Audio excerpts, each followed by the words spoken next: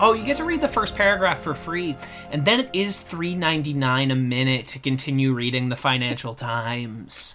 And don't get us wrong, the first paragraph is very much going to be the lead that you read in the tweet that made you click on this. Exactly. So you're not going to learn any more information. Oh, and by the way, this was a photo album you wanted to look at, not read, and you don't get to see any. Bye. Oh, it's actually, this article is a list of images, and every image is its own unique web page. So you do have to click and load a new web page for every image you want to view, and know that is you will have to pay for each one. And also, you cannot just go back to what you were doing before. You'll be trapped in a never-ending Jacob's Ladder of backwards tabbing pages. You will never be able to backspace out of it. You will simply need to delete your browser and get a new one. Yeah. Chrome has become unusable. It's time to download Opera.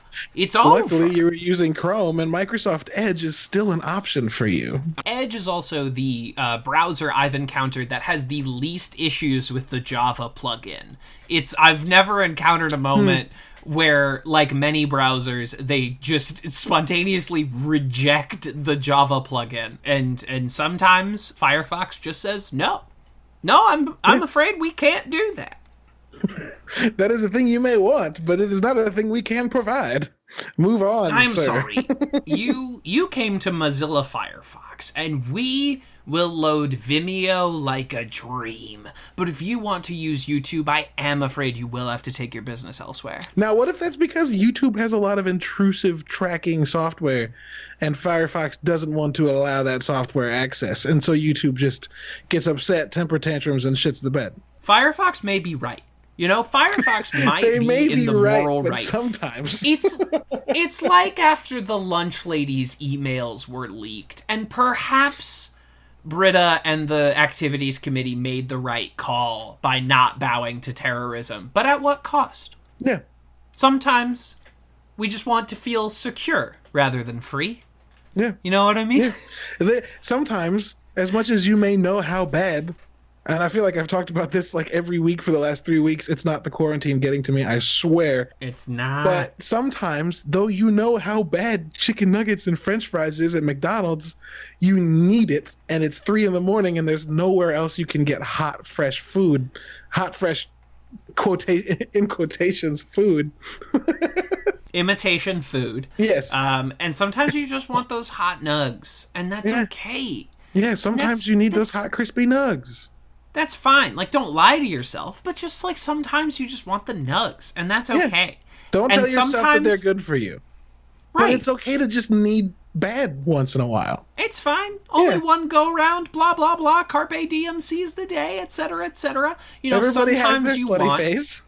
Yes! Sometimes you want good, high-quality, delicious, well-made Mexican food, and sometimes you want fucking Taco Bell. And those are two different cravings, and when you crave Taco Bell, a quality burrito will not satisfy, because what you want is a completely separate strata of food called Taco Bell. I feel personally assaulted right now, but I'm willing to forgive people who've accosted me unknowingly. Taco Bell is a godsend. Thank you very much. And they make some of the best food in the world. And average burritos are from Chipotle. Good burritos are from Chipotle. Ooh, that's a spicy hot. That take is dipped in Taco Bell fire sauce. No, dude, it's lava sauce. It's lava sauce. We're bringing it back. I'm sorry. Shame on you. Fun fact, and then we can actually talk about what this podcast is about. I went to pick up Chili's. Geothermal escapism sauce. Yes. I went to pick up Chili's 3 days ago, and literally across the street, there were 40, count it, 40 people standing outside of Chipotle. And the first thought I had was, y'all gonna die on this cross. Like, this is what you're gonna break all the CDC suggested protocols for. A Chipotle burrito. Yeah, Kevin, I counted twice. It was 40 fucking people standing outside next to each other. It was like I can't testify for St. Louis, but here in New York, most businesses have taken it upon themselves to, like, with tape, mark out like a good 6 to 10 foot square. Yeah. So you're waiting in line at CVS, but you're waiting in line at CVS across the entire store because there's 3 people in front of you. Yeah, sure. And yeah, Chipotle has, and let me drag out these Herculeanly large quotation marks around the word healthy, but Chipotle has healthy food, 1,000-calorie burritos, healthy food. Let me just erect Kevin, these pylons of quotation marks. Kevin, what you've done is you've put 2 parentheses on either side of this. I think what you meant to do was quotation mark. Oh, I see. These are just very strong quotation marks. Go ahead. These are very, if you look next to it, there is indeed a twin parenthesis. And it is, it could, twin you could fucking if you joined these 4 quotation marks, you could indeed circumnavigate the globe, but I am using them to quote the word healthy in Chipotle's plan. It is what it is. And you know what? At this point, I don't think anyone can judge anybody's food habits at this current time. No. I think it should be illegal for you to criticize what people are eating. Yes, maybe the best thing we can take from this is that the most efficient Chipotle is one with a drive-thru. Maybe we'll see that. Maybe we'll make that change happen in the future. Oh God. A fucking Chipotle drive-thru, and it's like the opening credits of the burritos through the fucking window. Boom. It's like the opening credits of the Flintstones when Fred gets that huge rack of ribs that tips his car over. You go for the fucking Chipotle drive-thru, and they hand you this burrito that is like the density of antimatter, and your car just cannot withstand. The fucking suspension gives out because of the girth of this burrito. One does not simply drive through the Chipotle drive-thru in a Prius, Chad. You have to have a car with a strong axle. Most drive-thrus have a little, like, only cars this tall demarcation, but the Chipotle one has a your car must be this tall to drive through because Hummers make a resurgence as we open up the Chipotle drive-thru. They're the only vehicle that can withstand it. Your Mini Cooper is as big as the burrito you're about to eat. Yeah. They cannot withstand the Chipotle burrito. Jeep updates the Grand Cherokee to the Grand Chipotle edition. Exactly. More cultural appropriation for the Jeep brand. Yes. Yeah, the Jeep Cherokee, the big Chief Drinky, brought to you by Jeep. Big Chief Drinky. In case you can't tell, I did indeed watch the end of Season 5 and the beginning of Season 6 of Community this past weekend to sort of, like, reevaluate them, and I was curious. I haven't watched the Season 5 finale, like, since it aired, basically, so I was trying to see if I could reevaluate it, and now all these references are fucking fresh in my mind. I hope everyone's ready. Yep, you're gonna be just jumping the shark all episode. Yeah, I'm gonna be, but the shark... Instead of being the point where the show... It was awesome. Yeah, it was the best one. It was the best. You know, spoilers for... I mean, I am excited. This is, of course, Advanced Community Studies. From here on out, for the foreseeable future, every week we are covering at least one great episode of Community through at least the end of Season 2. Yeah. There is at least one great episode every other episode. Very likely through the first 10 of Season 3. There's a little lull before the Law and Order / the middle to late half of Season 3, which is one of the most bananas things. The first 3 eps of Season 3 are not my fave. They are not the strongest eps of the series, but this is also a season that has remedial chaos theory, virtual systems analysis, regional holiday music. There are some fucking bangers in there. Some bangers and a little mash, and fucking hell, dude. Yeah, we are the Greendale Three. I am one of your hosts, TV's Kevin Lanigan, and I choose shorts. Shorts! I am one of your other hosts. I am Caleb to my friends, but you can call me Calvin Coolidge. Excellent. Of course, the third is all of you listening at home. And the third this week is also Jenn from the Community Rewatch Podcast, who is our interview. Stay tuned after the regular episode for that. Yes. But yes, we are entering more or less the home stretch here. Yeah, season one. Moving. Yeah, hey, I have a doing question them two for at you. a time. Just you fucking move at a clip. Yeah, we have 1, 2, 3, 4, 5, including this one we're recording right now. 5 episodes of this show where we'll be covering season 1 left. Yep. Crazy. I have a question for you. I believe last episode, in referencing these 2 episodes, did I say that physical education was the episode where Shirley was a PE teacher? Was a PE teacher? I just edited that and I don't remember it. So you're having some sort of disassociative episode right now. I think I had a brain fart at one point where I was like, oh, this is the episode where Shirley and Troy take PE class. That is not till season 4, my good dog. Yikes. Okay, good. Because I was like, oh no, this episode's about bullying. And then I watched it and was like, why was I worried about this? And realized that I was just hoping I didn't say that on air. So surely you'll edit this and I won't look like a complete buffoon. Oh, yeah. No, definitely. I'll edit it out.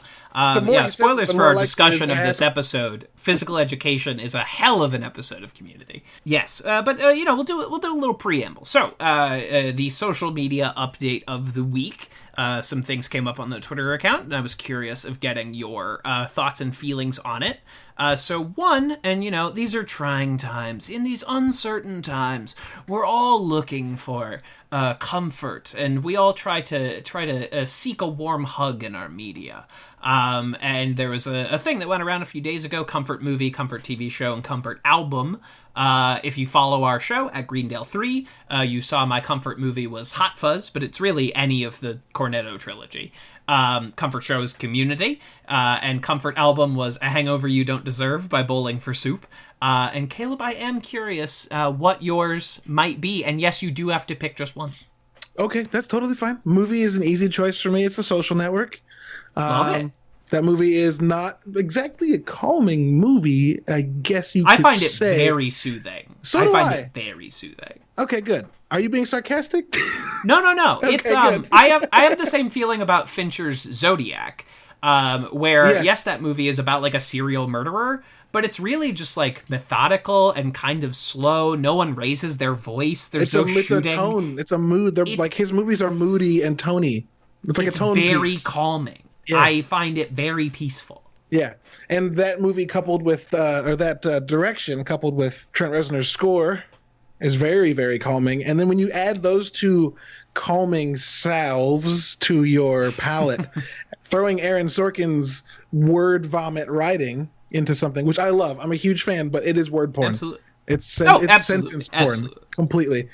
Throwing that into that calm setting just kind of works. Yeah. A lot for me. I fucking love that movie.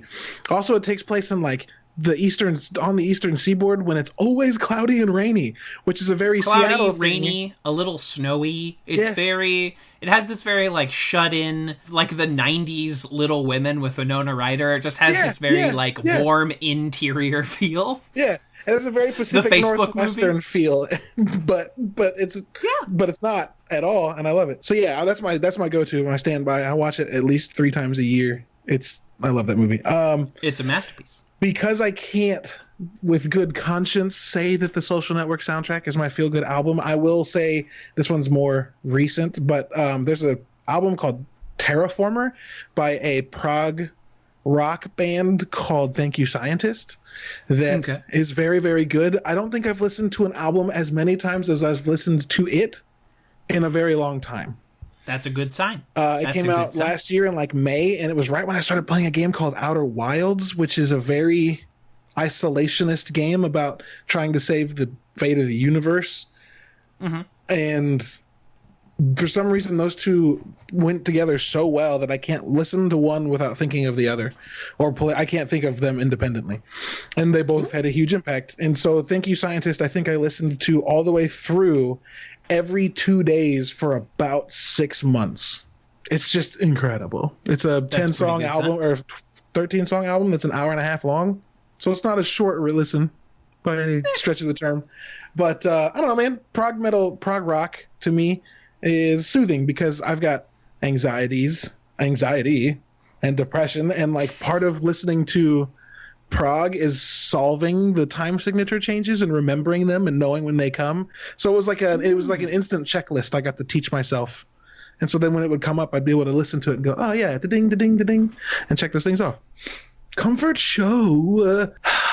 You said you're going to make me pick one, and that's mean because before you started recording, you said everyone has more than one. But that's everyone has more than one, but you have to pick one. As did I. Yes, you did. And yours, it was a phone-in. I get it. Okay, it's a phone-in. Fine. Mine's a phone-in, too. It's this show. It's very much this show. Yeah. We wouldn't be doing a podcast about this show if it didn't make us feel good. Or if we did do a podcast on a show that didn't make us feel good, you wouldn't want to listen to it. Exactly. It's just such a comforting place to be. Right before this, a long-suffering girlfriend and I were watching Scrubs, and she was talking about how a comforting show usually takes place largely in one place. That it's like, oh, we're always coming back to the Scrubs hospital, the Cheers bar, the study room from Community. Dunder Mifflin. Again, the show is aged like dinosaur bones, but the How I Met Your Mother bar or their apartments, there's this warm, comforting feeling of coming back to not only the same people or the same plots, but the same place. Patty's Pub. The 3 Ps, if you will. 5 Ps if it's Patty's Pub. Exactly. Yeah, It's Always Sunny is definitely hers. That show's so good. It's a great show. I don't know if it comforts me. I think it stresses me out, but it's a good show. It's very funny. I love that show. It's great. We love It's Always Sunny. Now, one of the head writers is Megan Gans, famed Community writer. And just one more. Now, Community never did a big crossover episode with another sitcom. And I am curious if you had... It doesn't have to be a sitcom, but like an idea for a Community crossover. I do, Kevin. I do. And let me tell you, if there is one way that this could be phoned in more, I am unaware. I felt bad about my initial thought for the several days I had to think about this, and I kept trying to convince myself I could come up with something better, but I don't believe I can, so I'm just going to kind of own it. Go for it.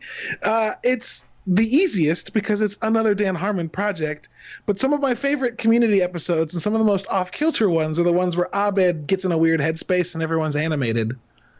Oh, and what better way? So a Rick and Morty crossover? Yeah, what better way to let Abed flex his brain power than to let his Dreamatorium take the entire study group into a universe where they have to help Rick and Morty do something to save the day.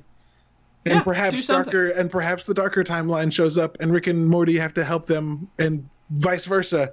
There's other Ricks and other Mortys. So I think that episode could be a chaotic blast. Season 6 sees Justin Roiland show up in Community already as an animated character. Ice Cube Head. As Ice Cube Head, yeah. So like that's they've already done part of the legwork. And Ice Cube, they could tease it by letting Ice Cube Head show up in an episode of Rick and Morty to see how many people go, wait a minute, and then hold on. And then just imagine the creative power of Abed, Troy, Rick Sanchez, and Mortimer Sanchez in one place. Morty Smith, yes, we love it. Is it Smith? Is it Morty Smith? He's a Smith. He's a Smith because he's Jerry's son. He's the spawn of Jerry. Rick's daughter is okay. All right. Well, yes. No, you're good. Morty Smith and Rick Sanchez. You're good. I don't remember hearing a Rick and Morty crossover pitched in that thread. So I did. I double checked, buddy. Let me tell you, I didn't want to be that guy. You did your homework. Good for you. Yes. Okay, great. Now let us segue to what we must segue to. Why don't you have to answer those questions? Because I did like 5 of them in that thread, but fine. So what is your choice for crossover? I had a couple. What is your number one choice? My number one, forced to pick one. I think I'll keep my crossover with FX's Justified, where for some reason, U.S. Marshal Raylan Givens chases Boyd Crowder who looks suspiciously like Mr. Stone from Cooperative Polygraphy, to the Greendale campus, and there is some sort of like crazy hostage situation. You bring in the Southern Crime, you can bring in some justified guest stars. That one they would make just for me. That's sort of my dream episode. Sure. I tried very hard to come up with how Community could cross over with Lost, and there just isn't a good way. When Oceanic Flight 815 crashes on that island, Abed, Annie, and Troy are like 13 years old. There's just it just couldn't work. Yeah, sure. Community starts as Lost ends. The timeline, it just doesn't match up. I can't. It's as much as I want it. Unless you'd recast the Community cast as preteens and made a Lord of the Flies style Community episode where they're on the plane crash and they have to survive on an island. You're welcome. Then this Think about would that just for the next become 6 years. This would just become the Discovery Kids original show, Flight 29 Down, where they said, what if we did Lost but for babies? And that's all it was. It was literally just Lost but for preteens. Man, and I thought The Slap was a really bad premise for a TV show, but I'm constantly surprised by other ones. It was Corbin Blue, and then some other... Of course it was. And then a bunch of nobodies I don't remember. But that was the Discovery Kids special at the time, where they had Endurance, which was, again, literally just Survivor, but with preteens. They had Strange Days at Blake Halsey High, which was kind of like X-Files for babies. You know, that's all they did. They took an adult show and they made it for babies. Man, TV is a wild place. TV's a wild place, and another wild place is my fucking brain, which I have to write down all of my schedule religiously or I will forget it. But yes, I do remember Strange Days at Blake Halsey High. So, shall we segue into the episodes we are covering this week? If we are capable of it, yes. Pretty please? Yes, I'm sorry. It's okay. Starting with Season 1, Episode 17, Physical Education, directed by Anthony Russo, written by Jesse Miller.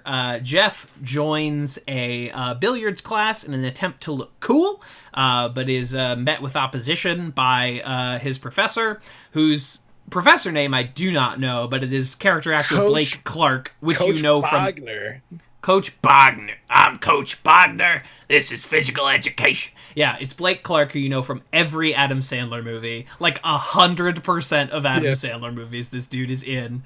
And we love him. Much love to Blake Clark, who gets down to his skibbies in this episode. Oh, much less than that. Oh, yes. And, are skibbies not totally naked? I think skivvies is your underwear. You're probably right about that. We should ask Ian Duncan. And elsewhere, after finding a bit of graffiti in a Spanish textbook, the gang tries to teach Abed how to pick up a girl. And this is just a wonderful episode of the TV show Community. One of my personal faves. It's very, very, very good. 1. Yes. It's interesting. Like, I feel like I beat a dead horse almost every time I'm on this podcast, because I say I'm on this podcast every time we record this podcast, because I like saying things over and over again. But this show just always reminds me, hey, we're good at this shit. We write funny dialogues. Yeah. We have characters you like that have strong motivations. It's it's amazing. Almost every episode. I'm sure that's going to wear off eventually. Maybe it won't. I love the show too much. Yeah. Even the worst, even the worst Community, the cast is so funny that it's only so bad.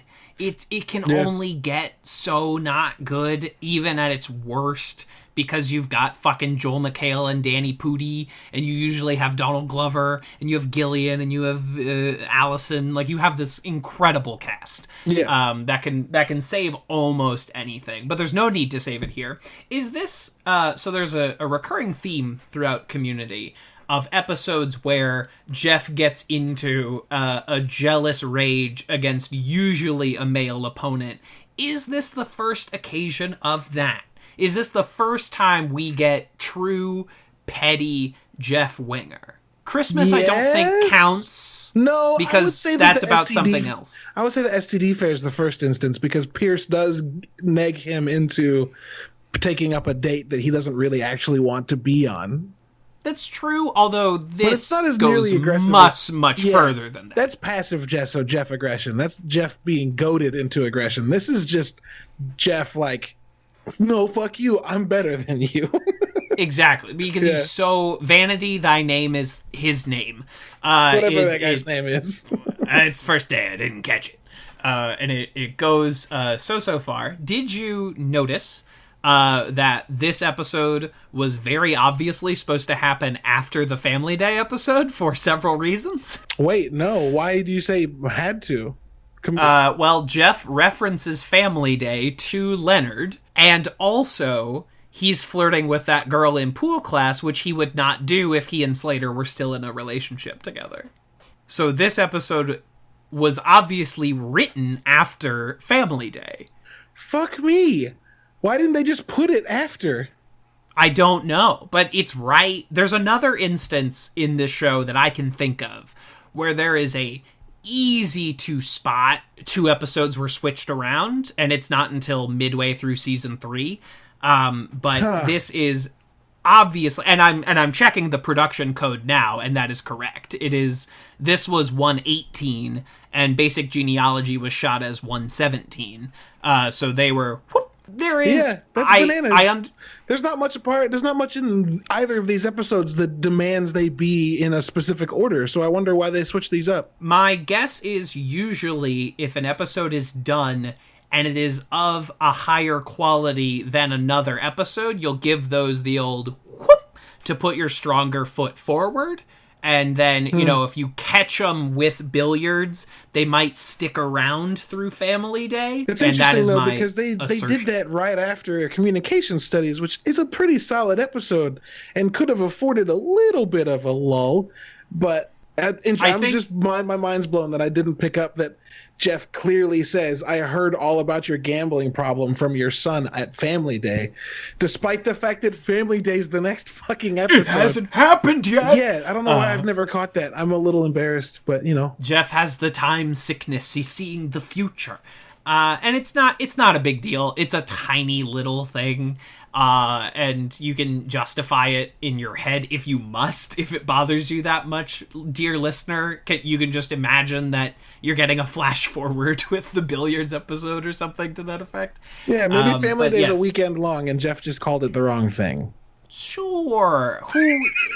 It's fine. It happens. And yeah, in season 3, they'll say, welcome back from winter break, even though we've already had an episode after winter break. It's not it happens all the time. I'm going to need you to really stop doing this to me all at once. You know what I mean? Like, you can do it to me slowly. Sorry. My brain is broken. Stop shoving this show's head up its own ass. To quote the great Jeff Winger himself, who shoots his pool. One must. Who somehow avoids a charge as a sexual predator in this episode for being completely naked in public. It was in response. It was in response. I'll give him that defense. Sure, he was provoked into nakedness. That's the only way you get away with showing your whole asshole in public. Is if someone else nude self-defense. Yeah. It was nude self-defense. Look, Kevin, if someone challenges you to a duel and you shoot and kill them, it's not you're not a murderer. They challenged you. So if Greendale has stand your ground laws, but about nudity. Yes. If you run into someone who's nude and they so much as look in your direction, your subsequent nudity is not punishable by law. Right, because you were provoked. You were attacked. Provoked, yes. Yeah. Greendale also cites the right of parley. They don't call it a stand your ground law there. They say it's a he did it. They call it the he did it first law. He did it first. Which is a law that was put into action by none other than Dean Pelton because he just wanted a reason to take his shirt off with Jeff. Absolutely. Yeah. And this is not the first like, oh, the Dean has a crush on Jeff thing, but it's certainly the most obvious one so far. Yeah. When he's taking pictures of naked Jeff and touching his abs, and this is where that relationship, which will carry us through to the end of the show, really gets started. Yes, and it's also I mean, you see just about everybody in the group peek. Everyone sees Jeff's soul. I need to make sure I clarify. I'm saying Jeff's space soul. Sure. That's don't want a Always Sunny situation. You have to pay the troll toll to get into Jeff's soul. You have to pay the troll toll to get in. Yes. Perfect. And elsewhere in non-Jeff Nude Town, you have one of my favorite plot lines from season 1, where they try to teach Abed to pick up on girls. He does his incredible Don Draper impression. He becomes the kind of person that would go over and talk to Jenny, which is a vampire. He just starts hissing and fucking walking like a maniac. Unbelievable physical work from Danny Pudi. It's very good. And you have one of Pierce's, 5 best lines. Dude, I read this line to somebody recently. It's very good.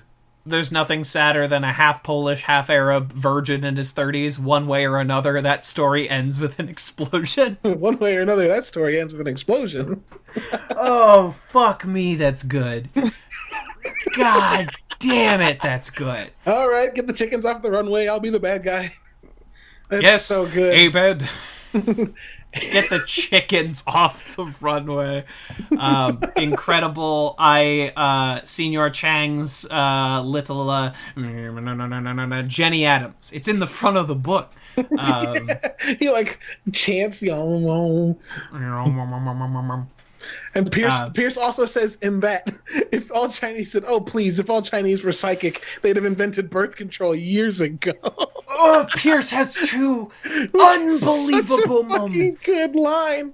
2 top 5 Pierce lines in one fucking episode. Good. Unbelievable. Yeah, it's a very fucking funny episode of Community. I think he might have 3, man, when he says that the lines are heavy. So it must be a fat girl. And then they say Jenny Adams, and he's like, might as well be named Gravy Jones. Gravy Jones is indeed an incredible name for a fat person. Lord. Oh, Pierce knocking it out of the park. For some reason, Chevy doesn't like what he's been given, but he has 3 incredible lines in this episode. It's so good, dude.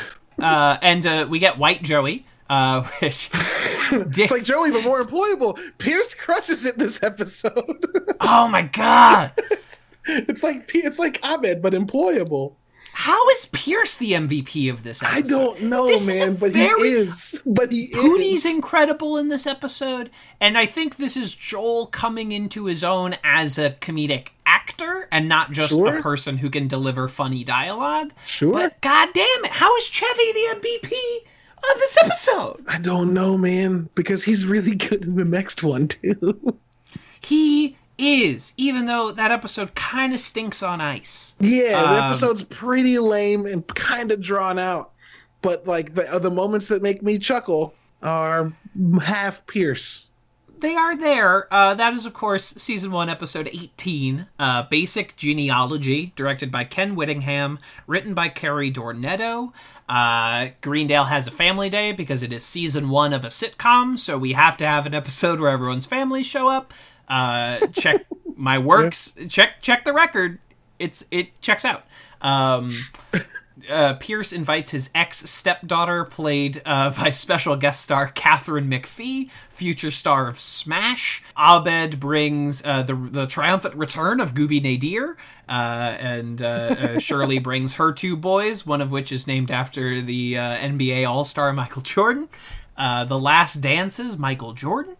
And Britta falls afoul of Troy's very strict grandmother. My goodness, this whole episode. So yes, it's an episode that is moderately filled with meh moments, but I, for the life of me, cannot move myself away from the just extreme cringe at Britta trying so hard to be woke in this episode that she's allowing. Oh man.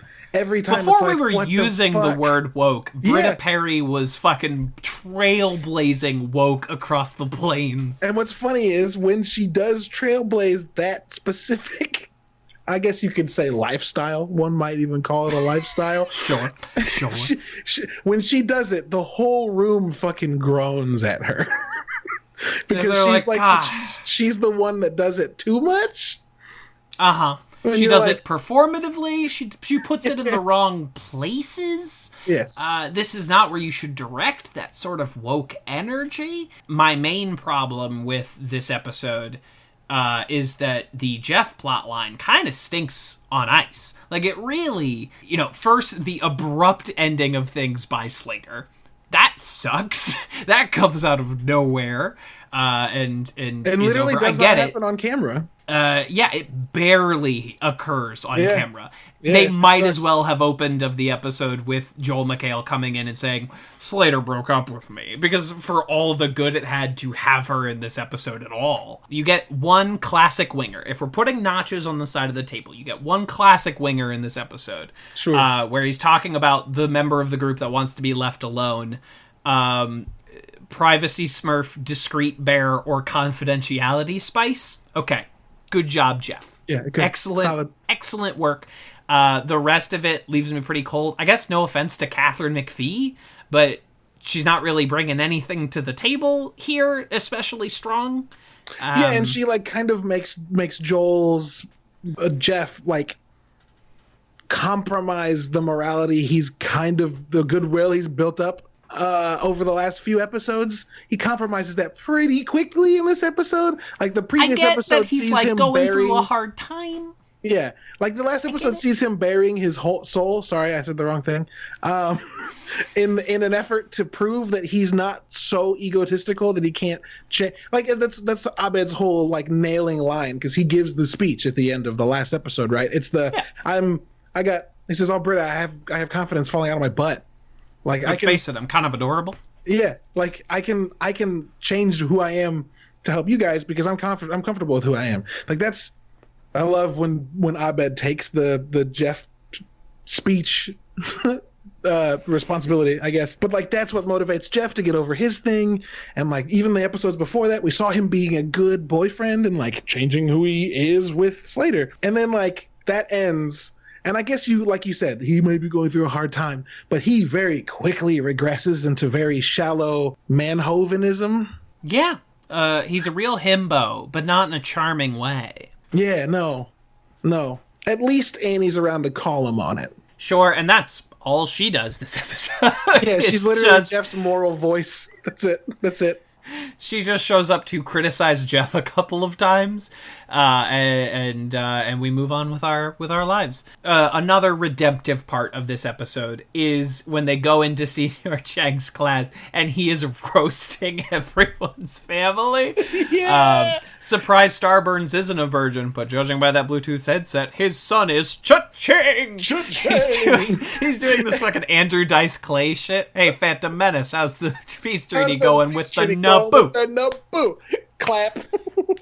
Anyway, Ken Jeong, we love him. He's a very funny fucking man, and that is the best scene in this entire episode. Oh, you do also get the windmill scene. I was gonna say that scene's very good. What are you doing? You're supposed to know, idiot.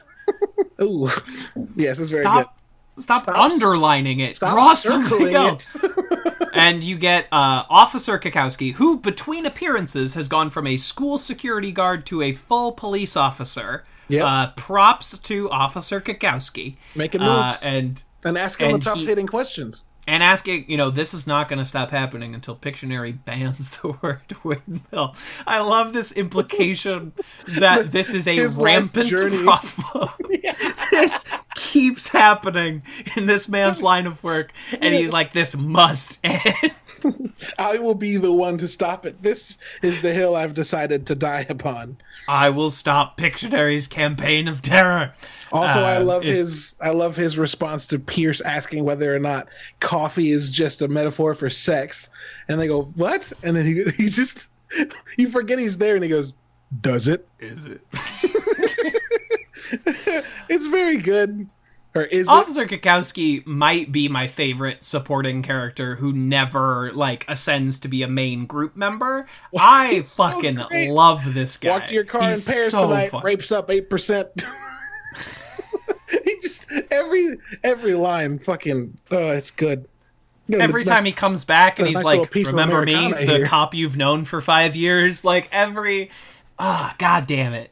Craig Kukowski's a funny man. Officer Kukowski, fucking round of applause. Yeah, I love you every time you show up, buddy. Never regret it. Snaps. There's some folks I think we use a little too much. I love Garrett. I think we get a little too much Garrett throughout the show. But goddamn, I am happy every Officer Kukowski appearance. Right. It fills me with such joy. Garrett's just so much every time. Garrett's a lot. And I feel like the show's a little mean to actor Eric Charles Nielsen, who plays Garrett, where, like, yes, you are making fun of how Garrett looks, but, like, this is a human man. But chill, who looks like... Chill a little bit, dude. Chill slightly. Like, I know that... But what if you fucking chilled? Just, like, a little bit on this man's feelings. It's like how I feel...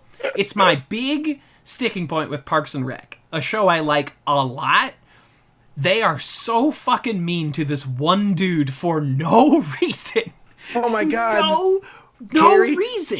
Jerry, Larry Gingrich. Yeah, and it works on The Office because that is the tone of that show. And so Michael being mean to Toby, like, that makes sense. But, like, Leslie is fucking merciless to Jerry. Like, I don't understand it. And then they meet his family, and, like, you feel better because Jerry's dating or married to a smoking hot wife and has beautiful daughters, and, like, he's just love him a lot. Yeah, he's the best. But you know, also, sorry, off topic, whatever. It's the best part about this show. At the end of Parks and Rec, when they jump into the future, spoiler alert for a show that ended 8 years ago. And Jerry, I don't even know his name. Gary. Just say it. Jerry. It's all of them. Go for it. When Gergich is like old, and his wife is still the same exact appearance. She doesn't age. A beautiful joke. A perfect joke. It's so good. It's so good. Oh man, I love that show. Now I see we started this with I have two comfort shows on rotation, The Office and Community, because I couldn't get into Parks and Rec as a rotational show. I said that, and Parks and Rec very well knew that everyone gets to the moment I've had today, where you realize maybe I do like this show a fucking lot. Maybe I do like this show a lot. It's the amount of Rashida Jones we should have gotten in The Office.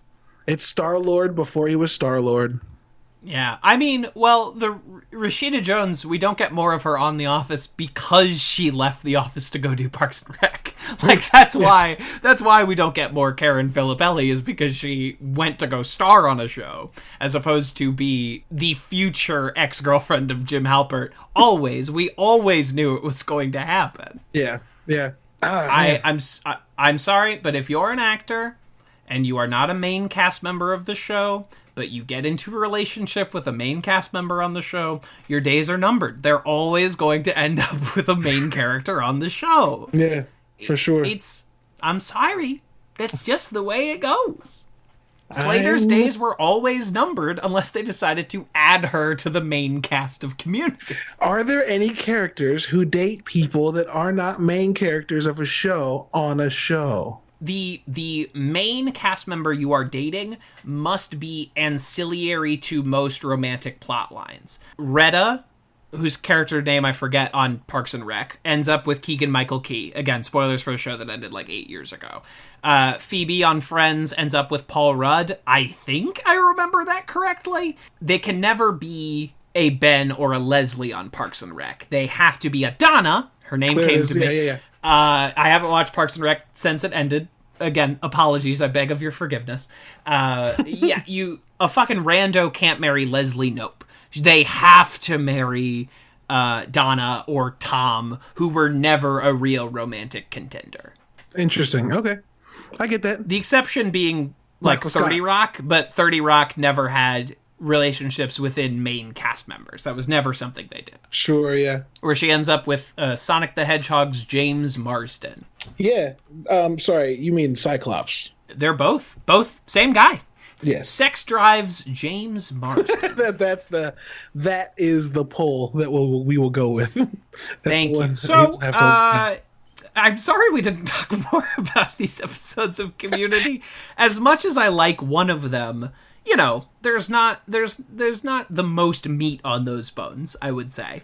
And then basic genealogy, I just don't like talking about it. I don't want to. You can't make me. Sure. And I do want to come back around. I was kind of harsh on our boy Jeff.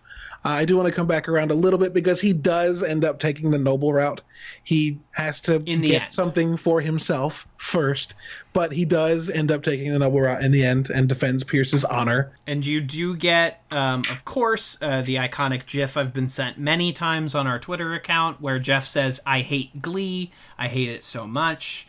Yes, thank you. I'm glad all of you know about that GIF and can send it to me. Really? Oh, yeah. You get that one a lot. I've made 1 or 2 pro Glee posts, and that always shows up. Just get fucking destroyed by that. That's awesome. I'm eviscerate. No, I forgot about the existence of this GIF. Because Jeff doesn't like it, I must hate it. Absolutely. So, I've opened up the Word doc. It is time to rank these episodes in end tags. End tags first. Currently at number 1, the Spanish Rap. Currently at number 15, the Traitor Audition. First up, Bert and Ernie. Oh my god. My cousin's funeral is today. I knew I couldn't do this. Poor Dimitri. I almost introduced myself as Poor Dimitri, but I forgot his name, and I was pissed. I was like, Calvin Coolidge? Poor Dimitri. Oh, Poor Dimitri. Oh, shit. That, for me, is better than Slut. Better than Slut? Yeah. It's definitely better than Do You Hate This? Because it's... I don't know. Okay, so here's my reasoning for this. It's such a fucking heel turn, because you're laughing at how ridiculous and adorable this is, and then Troy's like, I'm missing a funeral for this. And you're like, oh, fuck. Oh, no. And I like heel turn episodes, like the squirt gun end tag, which we will get to. Have we gotten to that? Oh, Pepper Water. It's our current number 3. That's number 3. Friend. Yeah, exactly. That one's up there because it's like this is funny. Oh God, this is a lot funnier. So here is what will keep this tag down for me, and this might sound pedantic. Oh boy. Both myself, the first few times I watched it, and my girlfriend seeing it for the first time last week, didn't know what it was referencing. It was too hard to understand what it was, and it's like, oh, it's Bert and Ernie. Like, it took me so long I think I had to watch the commentary before I was like, oh, it's Bert and Ernie. Like, they don't have a rubber ducky. It didn't translate for me. Interesting. I'll take that. I caught it instantly, but I watched a fuck ton of fucking Sesame Street, so... I don't want to... I'm not passing judgment. If you didn't watch Sesame Street that much when you were a kid, I'm sure you're a perfectly respectable adult. I'm just saying. I'm sure you're not a terrible monster. And you're probably okay, all right? I'm just saying. I can't read. No one ever told me what the letter of the day was. Okay, so... beneath Slut, above Do You Hate This? As maybe like a consolation. Yeah, sure. I can do that. I can accept that. Bert and Ernie. And Slut's still very good. Slut is still very good. Slut is a great pivot point. Is it funnier than Donald Glover screaming the word slut? And that's a great point of demarcation. It is. Yeah. We have a good point of demarcation in both our episode log and our end tag log now. Yes. So next is the vending machine. Not as good as Bert and Ernie. No? You know, the coil goes up Troy's butt. Yes, very good. Very funny. It's a payoff on so far, an entire season of Troy making jokes about how much he likes butt stuff. Yeah, it's the only time this is ever going to pay off. Yeah. So for me, it's beneath Bert and Ernie. I don't know how you feel about that. I think I still laugh at that more than Do You Hate This? Okay. I think I am perfectly fine making it the with vending slot. Machine being the new number 10. I think I hit G13. You're at G13. All right. It's so funny to me. I like it so much. And so we rank the episodes themselves. So for physical education, let's put this up against another episode that heavily features the gang taking over the supply closet. Is this our new number 1 above comparative religion? I think... yeah, dude. Comparative religion is really, really good, but this has... Really, really good. But this has 2 really solid storylines that are substantive to the characters themselves. Is it substantive or substantive? Substantive. Look at that. I learn something new every day. Possessing of substance. Possessing of substance. Yeah, comparative religion is really good. Yeah, this is tough. So it's definitely in the top 3. Because right now, our top 2, comparative religion and then debate 109. And it's in there somewhere. Yo, Pierce is such a fucking force in this episode. He's a fucking dynamo in this episode. But comparative religion has getting Jeff ready for the fight. And has why does she have to be black? And Anthony Michael Hall. Why does she have to be black? I forgot about that shit. Has all of that. It is really good. But this one has Abed as Don Draper. Don Draper.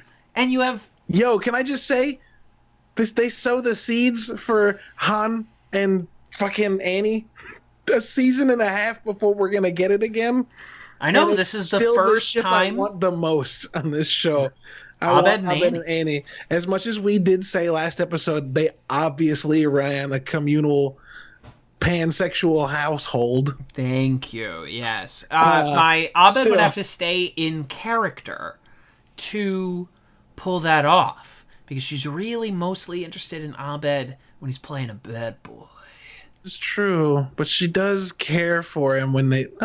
we don't have to talk about this forever. Okay, hold on. So let's put it in the 2 slot. You want to put it in the 2 slot? Because I was about to say, like, let's take each character and say which plot line was better. Okay, but we're gonna. Okay, yeah, I can do that. We're gonna pin this now. Let's do basic genealogy first because I feel like this is slightly easier. Sure. So basic genealogy, is it the new bottom? Is it beneath Spanish 101? Because that's where it might be at for me. Yeah, I mean, like we've said multiple times, not a lot happens in this episode that matters because most of it is completely reset by the end. When Jeff has his, I was being dumb and just thinking with the wrong skull. That's all. Genealogy. Dude, I had to word look. Sucks. Don't worry, that word sucks a lot. Clicked on someone's fucking Who's Carrie Donetto? Yeah, the writer Carrie Donetto. Basic genealogy, our new number 17, the bottom of the list, and will be for some time. It's gonna be, well, maybe not. We got a rough one coming up still later in season. We got a stinker. We got it one more stinker before we're clear out of season 1, and then it's fucking smooth sailing. Yes. Okay, physical education. All right, Jeff Poole or Jeff Bully? I'm going to say Jeff Bully. Pit the characters' plot lines against themselves, because I truly cannot make up my mind here. I'm going to say Jeff Bully. Jeff Bully works on that one. Okay. Yeah. Britta Bagel versus Britta This Is Gay. Britta Bagel. Yeah. Abed Volley victim or Abed flirting. Obviously, it's Abed flirting. You said volley victim. Volley victim, which is, flirting. Of course, it's Latin for flirting. something very smart. Volley victim is Latin. Troy, get Jeff ready for the fight. Troy, date coach. Troy has too many fucking good moments in the Christmas episode. Yeah. Where he's teaching Jeff how to fight. Forrest Whitaker eye. Yeah. So we're tied 2-2. We're tied 2-2. God, we're still 2-2. Fuck. Yep. Annie. Yep. Interested in Abed Don Draper or Annie being Jewish in the Christmas episode. So that's point in physical education, I feel. Plus she peeks through her fingies to look at Jeff, and that's funny. Yeah, through her fingies to look at his bumholio. Pierce, we've already decided. Yep. All right, so it's 4-2. It's 4-2 right now in favor Shirley is not a major factor. I mean, surely Christmas. Yeah, surely Christmas wins. Yeah, so 4-3, 100%. Chang Christmas. He lets the bully into the Spanish classroom. I'll allow it. Is over him reading his mind. That's 4-4. Who's left? The Dean? No, the Dean is Mr. Winter in the Christmas episode. Very happy. And the Dean is taking pictures of naked Jeff. Taking pictures of naked Jeff is better than very happy to me. I agree. So, I mean, if that's our cast, right? 4-5 by a slim, narrow margin. It's physical education as the new number one. Yeah, I can't think of anybody else. Mathematically proven. It is undeniable at this point that we've made the formula. The formula has been made complete. Our ability to rank can no longer be challenged. It can no longer be called into question. We are now infallible in this regard. Great. So, Caleb, why don't you let the fine folks know what you've been up to and where they can find you? Well, you can find me at my house, which is 20... I'm just kidding. Follow me on Twitter at Lubwub. If you like, that's LUBWUB, no spaces, underscores, anything fancy. If you like video games... I do stuff through nerdybits.com or nerdy_bits on Twitter. We just got a Patreon and a merch store, and we just posted a couple of video reviews, one for XCOM, which I very much like. I like the XCOM games. Other than that, I'm working on some comic scripts that you're not going to know more about until they can become a thing. So, yeah. Video games, if you like them. If not, just follow me. I'm kind of cool when I talk about video games. If you don't like video games, I'm really boring to you. That's okay. Let's see. There's riches and niches, Kevin. There's riches and niches. That's what I'm saying. All right, go for it. And niches get stitches. Follow the show at Greendale 3. We post some funny stuff over there. Follow me, TV's Kevin Lanigan. If you want to support this show, patreon.com/tvskevin. And check out my week daily comic, Patty Plague Doc. That is on an Instagram, Patty Plague Doc, and you can also find it on that same said Twitter. We will be back next week. What's looking at us next week? Ooh, another great episode, and a very sneaky episode. And for now, we have been the Greendale 3. Stay tuned for our interview with Jenn. But for now, pop. Give me some more time in a tree. Give me the hope to run out of steam. Somebody say it could be here. It could be rolled up, tied up, dead in a year. I can't count the reasons I should stay. One by one, they all just fade away. So funny. Yes. Let's get Pedro Pascal in that movie. I'm telling you. I book Pedro Pascal for the inevitable Community movie. I don't even care.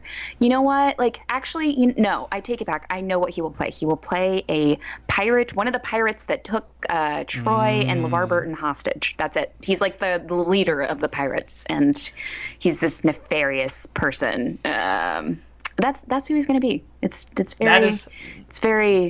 It would be very fun to see him do that. Not a bad fan cast, I gotta say. If we are working in the Pedro somewhere in here, I think I'm just saying. Sterling. I know Dan said it on the community Q&A and that it writes itself, but I have joked for years with people. The inevitable Community movie would have to be about the group learning that Troy is still out there somewhere and spending the whole movie going to rescue him. And it would be perfect for Donald Glover's schedule because he wouldn't need to be in the 2/3 of the movie until they rescue him. He could be in the last third, at the final big thing. You get him for a couple weeks to film whatever the third act is, and then the rest of it you can shoot out in a day of him and LeVar Burton chained up on a wall somewhere or something. If you're thinking economically, Annie's got an FBI internship. She gets a tip. She gets the group back together. Everyone just goes on a big adventure to save him, and that's what's going to happen. And Dan, if you could for whatever reason, the pirates use paintballs, and bada bing, bada boom. Movie is that could be the writ. bit. That's like the running thing. Is like they're not like murderous pirates. They're not actually trying to kill him. So like they're semi-dangerous. So like paintballs hurt, but they're not going to like kill people. They just hold them up with paintball wars, and that's how they find them. It's just a string of like mysterious paintball residue that's left over. Just paint. That's how it's, that's how they track him down. Annie starts to piece all this together. She calls up her friends. I'm telling you, Dan Harmon, you're obviously listening to this. I can help you. Come on. This. You're egomaniacal enough to listen to all of these community shows. I can help you write it. Just get on in here. Give me a call. Yeah. Just like, This is, of course, the guest interview portion of Advanced Community Studies, and joining me, community podcaster extraordinaire, this is Jenn from the Community Rewatch Podcast. Wow, extraordinaire. That feels like such a lofty title. I don't know. Slap it on a business card. The extraordinaire. I think I'm just figuring it out as I go. Like my audio editor can attest to that. We're just kind of like we're trying things out, seeing how it goes. Extraordinaire in training. Extraordinaire in the making. Okay, I like the extraordinaire in training. So like I'll make myself future extraordinaire. Thank you. Mm-hmm. Yeah, future. I like that. Future extraordinaire.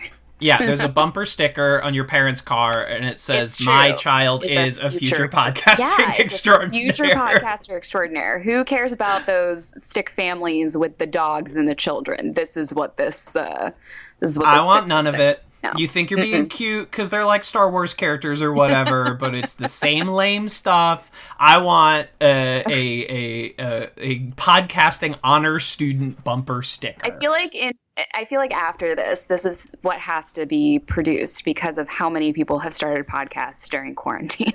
So let me give you the introductory question that I ask most guests who join me on the show. Can you tell me a little bit about your community journey? How did you come to the show? How long have you been with it? That sort of deal. I always love talking about this because this is also what I ask people, because I love hearing about, like, how did you find the show? Did you watch it live?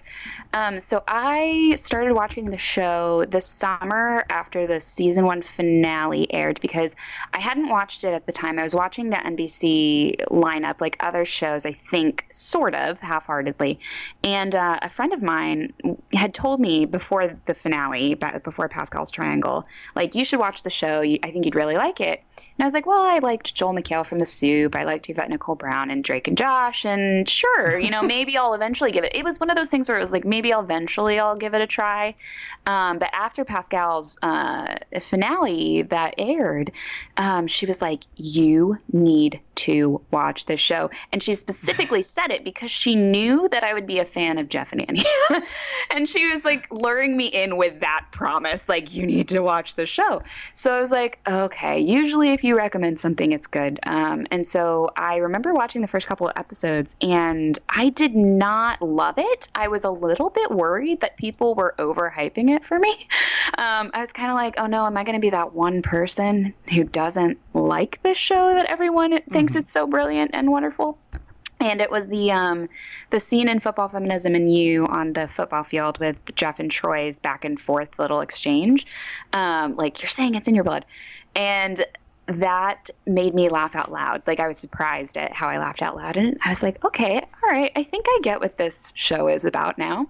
And so after that, I was pretty hooked. And I watched it live in season 2, and then by season 3 I was at a job where I wasn't really using the degree, because I have a degree in creative writing, and I was really wanting to write something. So I went back to the same friend and I said, hey, so if I start writing reviews for like season 3 of Community, would you read them? And she's like, absolutely. And I was like, well, she's going to be the only person who ever reads them. So I started doing reviews in season 3 and wrote the premiere review, and then decided to write the next one was Geography of Global Conflict. So I was like, okay, really liked the episode, had a lot to say about it.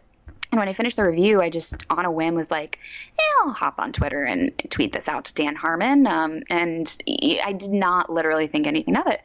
And went back to work, and like a couple hours later, I got a response from him that was, that was great review, kiddo. I just devoured that in an airport bar. It was exactly what I needed. And that kind of sparked people following me from the Community fandom. So I was like, dang, the person who created the thing that I love, like, liked the thing that I wrote about his show. That's crazy. So, since then, since that point, I reviewed the show all the way up until it ended in the Yahoo season. And for years, it was this constant, I talk about this with people who weren't in like the fandom in season 3, but it was such a stressful and crazy time to be part of a fandom because social media was kind of starting to pick up a whole lot. And by season 3, everyone was doing like, the show got pulled from the schedule. So regional holiday music, we had no idea when the next episode was going to air. And it was like 3 months later before they put Community back on the schedule and we got a new episode. So it was like during that time, I learned so much from friends who were just tweeting. And there was a letter writing campaign, I remember, because I mailed a whole bunch of letters into NBC. And I just remember people being like, we need to save the show. We need to save the show. And so every season after that, it was a constant like, is the show going to be renewed? Is this the last episode? Is this the last episode? And by season 5, I was like, this is the last episode. And then they were like, Yahoo has a streaming service. And I was like, Yahoo has a streaming service? Really? Are you positive it does? Okay. First time hearing about it, but sure. If there's another season, I guess I'll watch it. And at this point, it was so like, it was just so funny to me because I was like, I was a little bit worn out. I'm not going to lie. And I think everyone who followed me at that point was like, Jen is so tired of like the show, like being like, this is the last review I'll ever write. And if this is how it ends, this is how it ends. And I didn't like the ending of season 5 if it was a series finale. And thankfully season 6 rolled around and gave us a few more episodes and then a series finale. But it was crazy. And it was just one of the things where I was like, this is such a roller coaster to fandom to be part of while all of these things are happening. So it's just been great. And then once the cast got back together for that variety panel, I was already starting to sort of rewatch the show when it was on Hulu. And then obviously it came onto Netflix at the beginning of April. And when it was on Hulu, I remember kind of thinking at the end of 2019, like, I wonder if anyone would be interested in still talking about the show. Turns out I still have a lot of feelings about it. And it's been years since it ended. Maybe other people still have feelings about it too. I started to think, well, maybe other people have the same feelings, and sure enough, they do.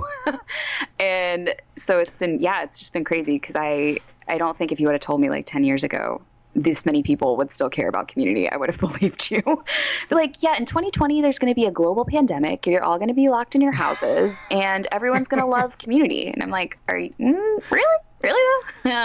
In 2020? Yeah, now? Yeah, again? Yeah. Because it was hard to get people to love it when it was happening. And you're telling me they're going to love it now? Like, so people are going to discover the show and there's going to be like a table read with the cast all reuniting and it's going to be on Netflix. Like, it's crazy to me. I love that people are discovering the show, rediscovering the show, that people are still talking about it. Because even though I have a lot of criticism and critiques about the show, because even though I love it, it's definitely not perfect. It's just been so much fun to talk with other people about it. I have found so much joy, and it will always have a very special place in my heart and make me sob and laugh hysterically, often in the same episode. Yeah, I realized it when we were watching, when the table read was starting. Yeah. And I just compulsively started, like, crying. Yeah. Like, sitting on the floor in front of my coffee table, just started crying. I was like, is there anything else that will ever take the place of this show? I don't know. I don't think it's possible. I'm not as young anymore, so it's more about rewatching now than it is about, like, getting deeply invested in new shows. Yeah. There's never going to be another show that I watch over and over again like this one. I don't see how there could be. I'm also not in high school anymore when I had a lot more time to just watch shows. Oh my gosh, you were in high school when this aired? I was high school for the first couple years. Oh my gosh, I'm so old. Oh, that's okay. Podcaster. I'm not that old. But like whenever someone mentions like high school or like the other podcaster I talked to, the existence of high school. I was like, I heard the phrase middle school once when someone was telling me, another podcaster was telling me like when they started watching, I was like, oh my gosh, middle school.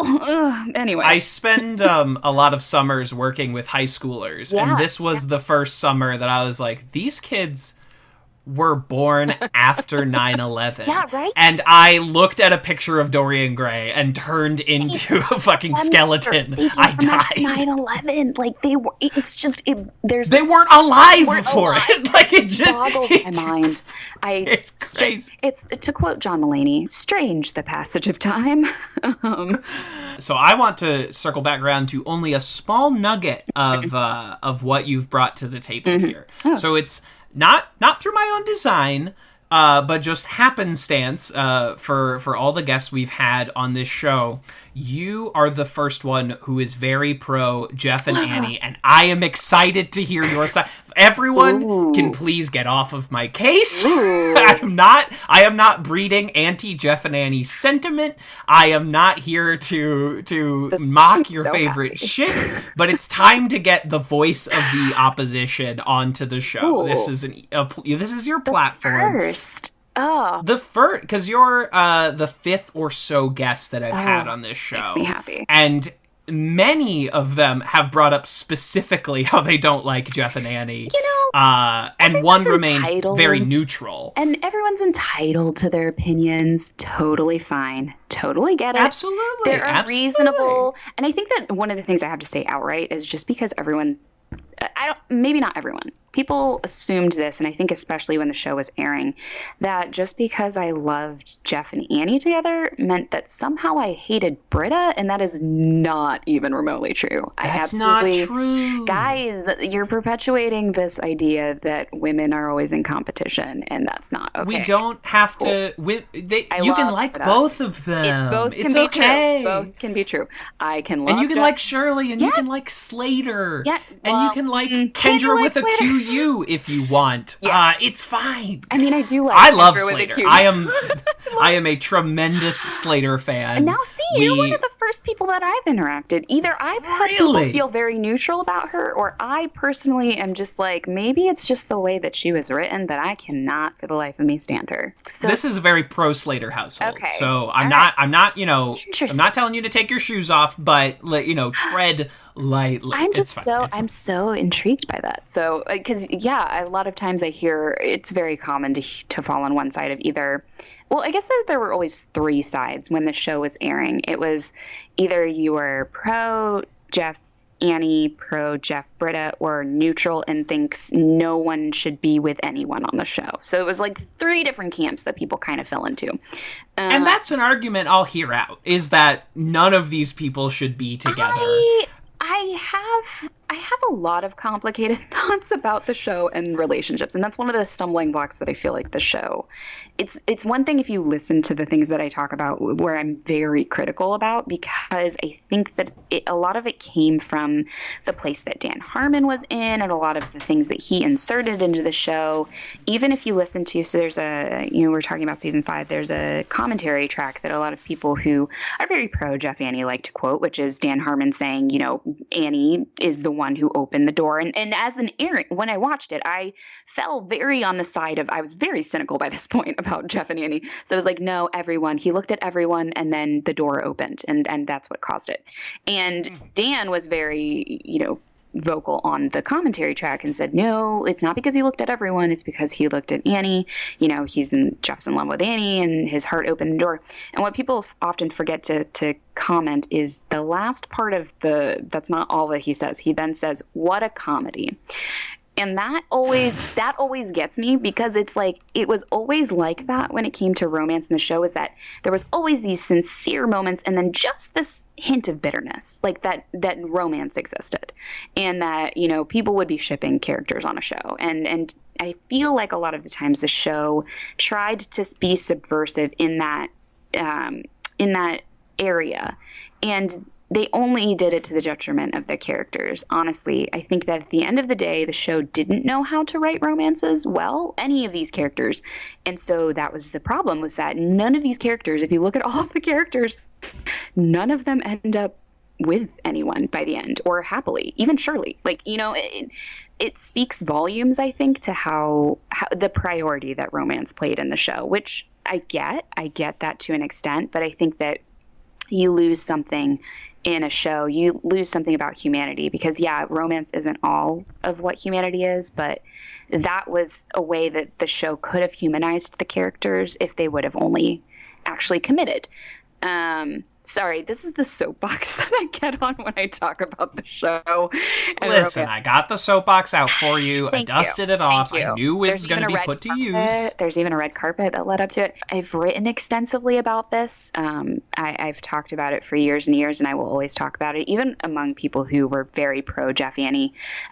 One of my friend who introduced me, we often go on tangents talking about how the show couldn't really decide if Annie was supposed to be 18, if she was supposed to be 6 years old, if she was supposed to be like a 40-year-old. Like from week to week, it was like whatever they wanted Alison Brie to be. If they wanted her to be, you know, twirling her hair around her finger like a child, but the episode before the season finale, she makes very, you know, adult, mature decisions about her life and relationships, then they would do that for the sake of, you know, doing it. And I think that was the problem for me, is that the way that the show blanketed romances sometimes made it seem like we can't be both. We can't have these romances that we focus on and also be homage-y or also be very subversive and creative. But that's also definitely not how life works. Like, life has, whether or not you want to admit it, like, life has romance. Life has, you know, love and people falling in love. And I think that a lot of the show's problems stemmed from the inability to be able to actually tackle those subjects in as real of a way that they would tackle a movie homage, you know? I find that because after the first season is over, we don't abandon romance, but it certainly becomes, okay, this is an episode where we focus on romance, and then we don't talk about it for 9 episodes, and then we kind of come back to it.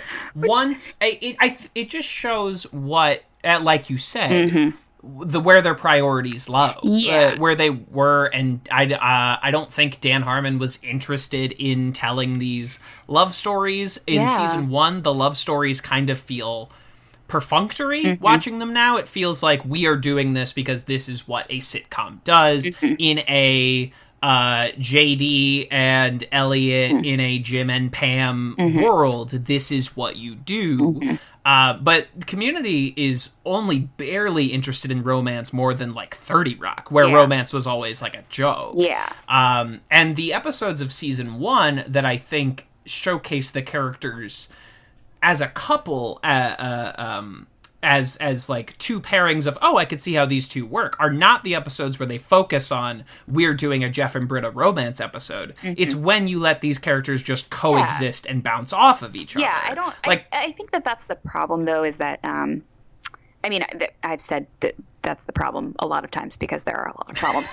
There are problems on the show. It's not a perfect piece of... No show is perfect. No, and I think that in order to acknowledge some of the things and looking back on rewatching some of these episodes, I think that they didn't have to do a huge, like, oh my gosh, here's the episode where we do a rom-com homage, and here's an episode where we have all these big things. It's those genuine character moments that I stayed for in the show, and I just wish that the elements that worked of, we can acknowledge this, we can give it the same weight that we would give any other story. I think that was the disconnect for me, is like, it never seemed to have the same kind of level of priority as other things. And in the end, what ends up happening is that it almost feels like you throw in these scenes and you throw shippers a bone. And that's what it felt like for a lot of years. It was like, cool, so Jeff and Annie don't, have this moment, and they don't acknowledge it for 10 episodes. And then you have one scene where they make googly eyes at each other, and then we move on. Like, but that's not good storytelling, in my opinion, either. You can't just write something, refuse to acknowledge it because it's uncomfortable, and then say at the end of the season, oh yeah, no, he's he has feelings for her. It's like, but there's no way that you told me that story. Like, that story doesn't connect in the way that like Troy's story for the air conditioning repair annex connects. Like, you have to tell, if you're going to tell a story. And I think that was just the fear was, oh no, we can't tell romance because then we're going to get bogged down in feelings and love, and that's just not funny. And I think that was where I landed on why they never did it. And I would cite so many other shows that are funny and have romances and are able to tell those stories. I just don't think the show ever wanted to pull the trigger, but in not pulling the trigger, it actually did a bigger disservice, in my opinion, to romance in general and to the couples, specifically to Jeff and Annie, because they liked to kind of throw us little bones here and there, like, look at this cute scene, look at this cute scene, look at this cute scene. And then by the end of the series, you're like, Jeff's in love with Annie, and I don't feel like we got there the way that we should have gotten there. Like, it just felt like, okay, but, we really haven't had any sort of lead up to this over the last, year. So, yeah, I mean, I will always love Jeff and Annie as a couple. I love Jeff and Britta as scheming buddies. I think that they are BFFs. I want them in lots of scenes together, and I want them to just be pulling pranks and scheming and being bad at it together. And yeah, I think that the problem was always that the show only gave us little nuggets and then said, hey, here's some crumbs, just, go on Tumblr and gif the crap out of this, and then we'll call it good. And that just really isn't good storytelling for me. So soapbox on. Because I could literally talk for another 2 hours about this, but I won't for the sake of your audience. Oh, that's okay. And I'm sure, if you want to hear more, I'm sure you can stop by the Community Rewatch Podcast. We will get, I keep promising that we will have whole episodes devoted to this, and we will. It will be like a multi-part series over the next 10 years. For sure. I think there's some very interesting points in what you brought up. My reading of the end has always been that Jeff and Annie it could have been something, but when she's like, kiss me goodbye or you'll regret it forever, that is not them deciding to be a couple. No. That is a beautiful moment if these two never see each other. It's like a Casablanca kind of deal. That's how I always, where they also dig on the Marvel movies. Yes, because it's Community. That's how I always read it, is like, and what's really interesting to me always about that scene is that Alison Brie does such a good job very subtly when she you watch her face when Jeff makes his confession of like, I let you go.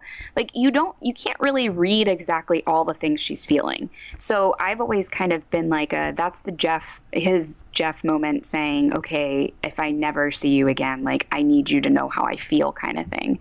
But then I don't think that they ride off into the sunset together. I think that Annie and Jeff realize at that point, like, okay, it's too late right now. But if we never get a chance to explore this further, if this never works out again, like, Annie's like, I know you're going to regret this, like, if you don't do it. So I want you to do it. In the Community movie, when everyone's older and maybe their lives come back together, I think that in that way it is like a little bit of a star-crossed, like, that we just never got the timing right. So, you know what? This is maybe goodbye for a little bit, maybe goodbye forever. Who's to say? But I got to go out into the world. And to the show's credit, we always knew, like, and Jeff knew, he's grown so much that he knew that he would not stop her from doing that, because that would be incredibly selfish, him preventing her from leaving, even though getting glimpses into his heart, like, there's a part of him that probably wanted to keep her there. But, they do a good job of conveying that, like, Jeff has grown. He is selfless. Selfless means sending the person that you care about off into the world and not knowing if you're going to get your chance again. And so I think that was a nice little, and I just wish we would have gotten more that led to that. I don't think that there was enough to kind of communicate that there were feelings besides the season 5 finale. But even so, you had to read into that via a commentary track to kind of get that scene leaves itself open to interpretation. Yeah. So death of the author, you can take Dan Harmon at his word or not, and exactly. you can say whether or not the intent was one thing, the execution is a whole nother thing. It's true. And you know, for any viewer that doesn't listen to those commentary tracks, because there are a few like us who have held on to our DVDs, it can really go either way. I think there was some hesitation on all of their parts that, because of the incredible age gap between these two characters. I don't even know about between the two actors. I think Alison Brie is much older than Annie. Yes, she is. But, you know, when the show begins, she's 18 and Jeff is upper 30s, you know, like literally twice her age. And I think there was some trepidation to committing to that. And I will also say that there is no group of people that watches a show more passionately than shippers. There is no one more committed to what they are watching than shippers. There is also no one more difficult to please in the entire world than people that watch a TV show and are really committed to one couple. Yeah, and I mean, I would agree. I think that one of the things that was hard is that assuming that, okay, everyone who watches this must, you know, only be in it for the romance. I mean, look, I am a huge Jeff and Annie person. I love them, but I watch the show for more than that, and it's more than that. It's more than just that. But I think, you know, there are people who watch things primarily for the romance, and good on them. Like, you're still and that's fine. Things. Yeah. That's totally okay. Whatever you want to watch things for is valid. I think treating when shows that I love treat those elements and hold them in tension with, okay, if someone's only watching, you know, for this, I want to respect them but also respect the story that we're telling and that kind of thing. And I think that you know, it's hard because do I ever feel like the show respected a romance in general as something to be held up as in high esteem as a punchline? No. I mean, it really never wrote romance well. I mean, Shirley, look at Shirley's character. I won't even get into that. But like, they screwed Shirley over 5 Ways to Sunday when it came to romance. And it's just so disappointing. Like, and love and, you know, having characters be able to be happy in love. And a lot of that does come from, you know, sometimes unintentional trickle down from creators and things like that. I think we see that pretty clearly in other shows, is a lot of how a creator feels influences how stories are told. And I think that that's fine to a point. I think that, you know, when you get a show like Community that was so good in so many different areas, it was so genius, it was so good at storytelling, and then you have this one area that's a pretty significant area to humanity that it just never either never addressed, or when it did, it did it very poorly. You're kind of like, ooh, but you guys did so good in so many other areas. How come this one you couldn't nail it? I think that's, to me, the more disappointing thing is, like, they didn't, you know, it's one thing to try and fail and to try and write something and to have it be like, we tried doing this thing and it didn't super work out the way that we intended, versus like, let me just skirt around this issue and never quite tell a story, but then you'll be able to say we kind of did. I think that's always harder for me to grapple with. But just take all of this and shove it into a first episode of the big shipping problem.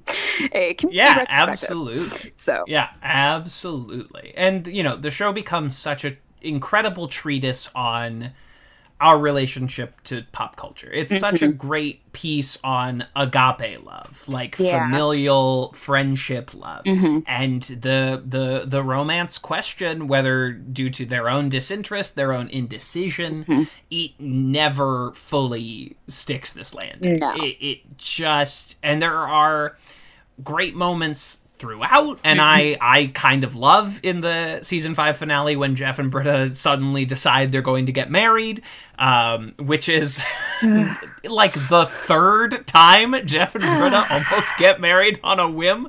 It's like this incredible comedy comes. I think it's very funny, and I don't think my read of it is not the show, dismissing Jeff and Britta shippers. But it is like, oh, these two 40-year-olds whose lives are such wrecks the show is are just gonna like almost get married again for the third time. I love it. It's mostly the regression that really gets me every time. Like, every time we see them like pretending to get married, it's an intense character regression for both of them, which is why I can't, like, you talk about Anthropology 101, it's like a power struggle. Like, that's the whole reason they're doing this. I mean, I come from the Lost fandom, and they're the romantic, the shipping sections of the Lost fandom are the most violent place a person can escape. Sometimes you fall into them and you're like, oh my goodness, people, at the end of the day, this is still a show. Like, this is not real. Like, what is that? Like, you just look around and it's like, it literally is like Troy coming back into the apartment and everything's on fire. Like, what is happening with these people around here? Like, what is going on? At the end of the day, like, yeah, it's fun. I think that if shipping adds joy to your life, if you found people, because I know people who've, found really great close friends through doing that, through particular, shipping sections of fandoms, you do you. Like, you do that. But the second that it gets like toxic and crazy and people are like making death threats to one another if you don't, get on board whatever SS ship you happen to be on board, I'm like, y'all need to take a step back. This is still a fictional television show or movie, and it ain't that important. If you can devote this time, may I point you in a direction of somewhere where you can spend a lot more of your time more productively. Like, that's where I have to jump off. I'm like, okay, the second that this starts to get like way too intense, y'all, like, I'm done. I'm out. You can make something. You can help out a cause. There's so many. In the end, and I love this show with all my heart. There's like almost nothing that means more to me in the pop cultural sphere. However, it is a fake. It's not a real thing. All of these people are married in real life to other people. Yeah. It's maybe just pull back from Mystery Science Theater. Repeat to yourself, it's just a show. I should really just relax. Yeah. It's fine, Absolutely. guys. Have fun. You do you. Love what you love. But at the end of the day, if it's eating up your personal, mental, emotional health and energy, it just isn't worth it. It's just not worth it. Chill out. It's okay. It's okay. Yeah. Right. So we might not wrap it up here, but tell the good people out there what you're up to and where they can find you if they want more of your incredible soapbox thoughts. Yeah, so if you would like soapbox thoughts about all things Community, and we've been rewatching episodes. I've been having some of my friends on. Follow us on Twitter at CommRewatchPod. That's where we'll tweet out the newest episodes and things like that. I've done some fun things with other podcasters. It's become really like a fun little community for all of us, honestly. Wink. Yeah, joke. See, get it? Community? Yeah. I now pronounce you a community. So yes, smart. Very good. We are on Instagram, and it's at Community Rewatch. Super easy and simple. We just did a really fun episode with the one and only Taran Killam, who was the absolute nicest human being. Yeah, he's super great. So we talked to him a little bit about his episode, and then we talked a lot about his show, Single Parents on ABC, which y'all should also watch if you liked Community, because it is a gem. And yeah, we're going through all of this. We're almost done with season 1. And by the time this comes out, we will have wrapped up our season 1 with a discussion of Pascal's Triangle Revisited with our friend Yamina from Fluffytown, also a Community podcast. Mazel tov on getting that name. Congratulations. You got in there early. Yes. Round of applause. You nailed it. It's that and 6 seasons in a podcast. You two really fucking nailed it. We somehow managed. We were in the very early wave of this, and I was like, oh, Good on Alex for getting 6 seasons in a podcast. That's genius. Thank you for your hostile takeover of my show. I'm sure all of the listeners are going to hop on a boat with LeVar Burton and make their way over to you. As they should. So congratulations on that. Thank you for having me.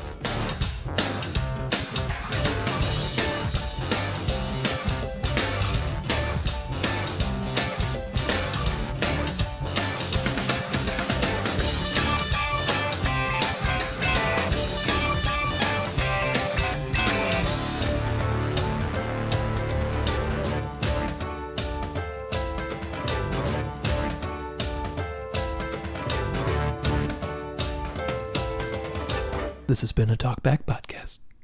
That was quite a show.